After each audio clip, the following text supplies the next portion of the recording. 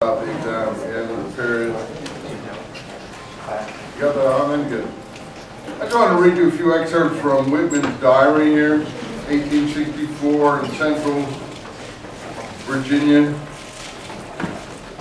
Cold pepper, steady rain, dark, thick and warm. Heard the men return to force of the night, heard the shouting, got up, went out to hear what was the matter. The night seemed so many hundred tramping, steadily biting the mud.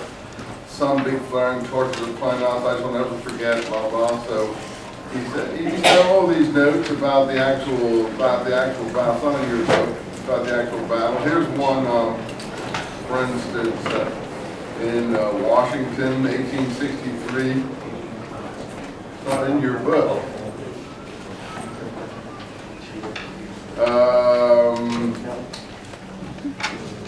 He talks about how he was trying to stay alive and working in different ministries to make enough to pay his expenses. This is the last day of the 37th Congress, February 16th, 1863. The body during whose existence the most important feuds and abnormal events in American history. Shall I say the history of the world have happened? I have learned many new things. These are the men who do as they do in the midst of the greatest historic chaos and gigantic struggle in the greatest of ages. Look at the little mannequin, shrewd Gabby, dressed in black, hopping about, making motions, amendments. I work somewhere among them, the wounded, every day or any evening. It's not so exhausting as one might think. The endurance and spirit are supplied. My health, thank God, was never better. I feel strong. Yet, I'm just showing you his spirit and what he was doing at this time. Yet there, North must not be so disheartened about Hooker's return. Hooker's army had just been beaten. The blow struck at Lee's and the rebel army in Virginia, generated Richmond and Jeff Davis by this short but tremendous campaign of 2nd, 3rd, 4th, and 5th. Is in my judgment the heaviest and most staggering they've yet got from us, and has not only hit them near where they lived than all McClellan ever did. We have paid for it with thousands of dear noble lives, America's choicest blood. You know, when you compare what they were doing then with what people are squawking, if you want to call it that now, this is a total disaster that they speak about and everything else. I mean, these guys are losing more in one day than America's lost in 3 years. And you didn't hear them talking in this manner, which is the most incredible, unpatriotic, defeatist kind of attitude I've ever witnessed. Even the Vietnam War, which was an obviously stupid affair, should never been embarked on. People didn't talk the way they're talking now. It's really sad because I don't know what has become of the backbone of this country. We have paid for it thousands of dear noble lives, America's choicest blood, yet the late battles are not without something decisive to show for them. I'm going to close that door over there because someone is in the next room there doing speech lessons. Do not be discouraged. I am not, even here, amid all the huge mess of traitors, loafers, hospitals, axe grinders, incompetents, officials that go by that name of Washington. I myself yet believe in Hooker. He was the general who was relieved afterwards. He had made so many errors in judgment in terms of the attacks that he made. I write this wounded as the wounded begin to arrive from Hooker's command from bloody Chancellorsville, which was one of the worst battles of the war.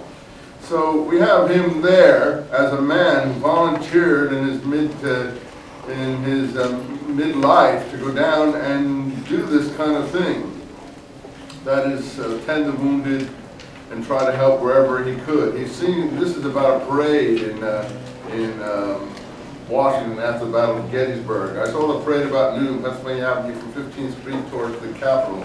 There were 3 regiments of infantry, I suppose the ones doing patrol duty here, 2 or 3 societies of old fellows. As I went down the avenue, I saw a big flaring placard on the bulletin board of a newspaper office announcing glorious victory for the Union Army. Meade had fought Lee at Gettysburg, Pennsylvania yesterday, and the day before repulsed him most signally, taking 3,000 prisoners, etc., etc. I walked on to the Armory Hospital, took along with me several bottles of blackberry and cherry syrup, good and strong but innocent. Went through several of the wards, announced to the soldiers the news from Meade, gave them all a good drink of syrup with ice water, quite refreshing. This is 1864 in April. Usual agitation all around, concentrated here. Exciting time in Congress. The Copperheads are getting furious. Who are the Copperheads? Well, our knowledge of American history has deteriorated as much as our knowledge of American literature. since the music stations have taken hold of the consciousness of the American mind. The compromise of the people who wanted to make peace at any price in the struggle, rather than see it through. They were the people in the Democratic and partly deserters from the Republican Party who wanted to make a separate peace, sort of like Kerry wanted to do during the Vietnam War. The Compromise of Fears. This is a pretty tiny talk, recognizing such, said a Pennsylvania officer in the hospital to me today. After what has transpired these last 3 years, after first Fredericksburg, I felt discouraged myself and doubted whether our rulers would carry on the war. But that is past. The war must be carried on. This is from a poet and a pacifist. I would willingly go in the ranks myself if I thought it would profit more than as president. Than as at present. I don't know sometimes, but I shall, as it is. Then there's certainly a strange, deep, fervent feeling formed or roused in the land, hard to describe or name. It's not a majority feeling.